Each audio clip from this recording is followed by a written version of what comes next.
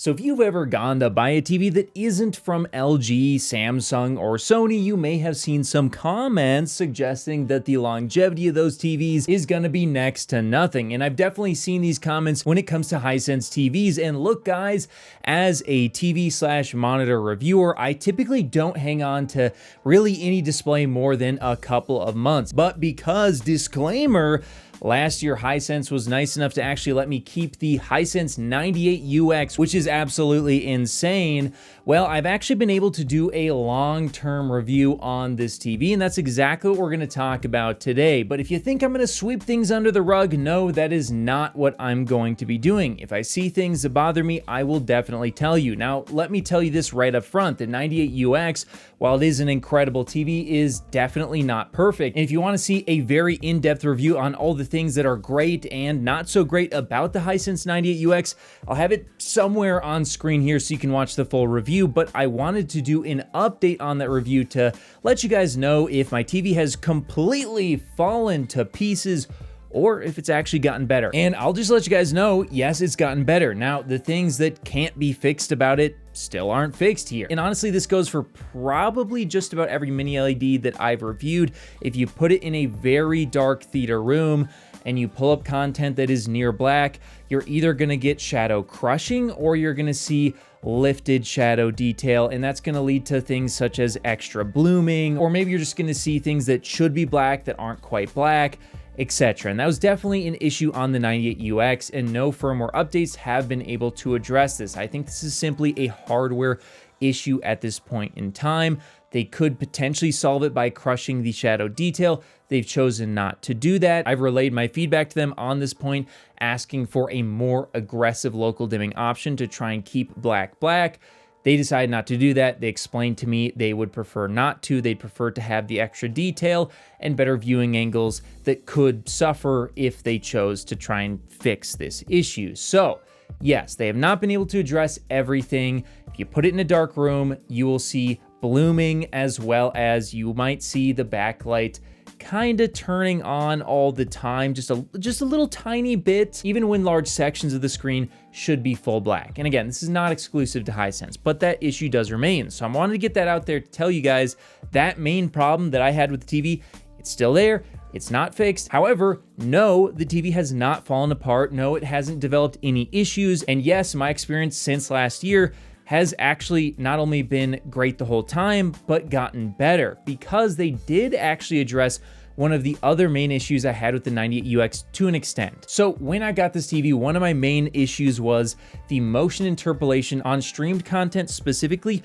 was just really bad. I mean, honestly, it was to a point where it would just skip frames constantly and you basically couldn't use motion interpolation. For me, that was a huge issue. For some people, it might not be an issue at all. Maybe you just want to see the creator's intent at all times. I'm someone who wants to see a higher frame rate if it's done well. And it just wasn't done too well, at least on streamed content at launch with the 98UX. However, after some updates, they actually did significantly address this issue. Did they completely resolve it? No. Is it the best motion interpolation I've ever seen?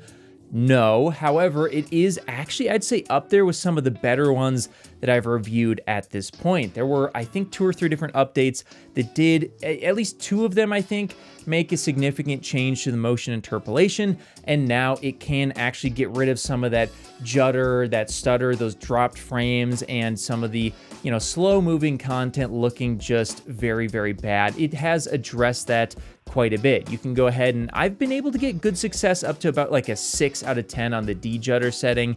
Anything beyond that, it still has some issues, but around that 5 or 6 out of 10, it does pretty well. It does clean up, especially stuff like anime content, stuff like that does look a lot better. Also, it seems like, at least in my opinion, that the menu has sped up quite a bit as well. So that's another issue that they've addressed. And overall, the TV is just a more seamless, better experience. So my experience with Hisense TVs, with the 2 that I've owned, the 85 U8N and now the 98UX, have they totally fallen apart and broken after I've had my hands on them? No. And the 98UX not only has not broken, but gotten better over time. So look, I'm not here to tell you that if you've had an experience with the brand that it's totally not relevant or what you're saying is wrong. And certainly in the past, it's possible that certain brands could have had TVs that had less reliability than others, but that's not something that I've ever tested for because I haven't had the ability to do so. Now, if you do want to look at other testing, I would suggest taking a look at places like Artings that do very long-term testing on these TVs, but I just want to give you guys my experience with the 98UX coming from 2024 to 2025. What did I see? And so far, it's been pretty good. But if something changes, I'll definitely let you guys know, and let me know in the comments below, would you buy a TV from LG, Samsung, Sony, TCL, or Hisense? Which one do you think has the best customer support as well as longevity of the panels? And tell me why in the comments below. But hopefully that helped you out. If you do hear people say, you know, all their TVs break after a year, I don't think that's true, but let me know your experience in the comments below. And of course, stay tuned as I will be actually having some more TV reviews coming not only from TCL, LG, Samsung, and Sony, but also I'll be reviewing some Hisense TVs again in 2025, if that's what you're looking for. Whether you're looking to connect a new console, gaming PC, or just need a fast and reliable HDMI cable to connect over long distances, RuPro has you covered with their certified 8K HDMI 2.1 fiber optic cable, available in sizes up to 50 feet and can deliver a perfect full 48 gigabits per second connection over distances other cables could only dream of reaching. And now RuPro is offering a new detachable and upgradable pure fiber cable that sends the same 48 gigabits per second signal through its ultra thin and flexible housing, making it easier to route through walls. So if you're in the market for a cable that can drive a beautiful new TV or monitor, be sure to check out RuPro on Amazon today.